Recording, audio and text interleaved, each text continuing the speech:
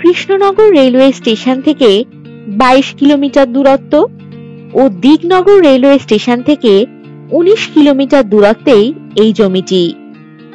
এই জমির একদিকে রয়েছে 20 ফুটের পিচ রাস্তা এবং আরেক দিকে রয়েছে 16 ফুটের মাটির রাস্তা।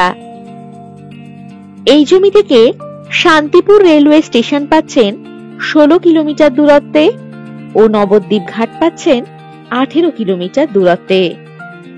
ভালুকা বটতলা থেকে 12 কিলোমিটার দূরত্বেই পাচ্ছেন এই জমি। জমির মোট পরিমাণ 25 বিঘা।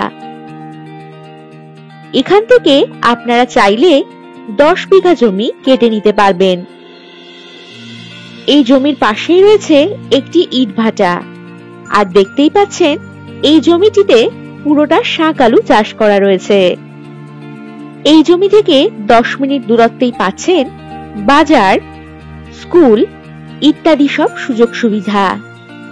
জমিটিতে রয়েছে ইলেকট্রিসিটি ও জলের সুব্যবস্থা। এই জমিটিতে আপনারা যে কোনো ধরনের চাষবাস করতে পারবেন। এছাড়াও যে কোনো প্রজেক্টও আপনারা এখানে বানাতে পারবেন।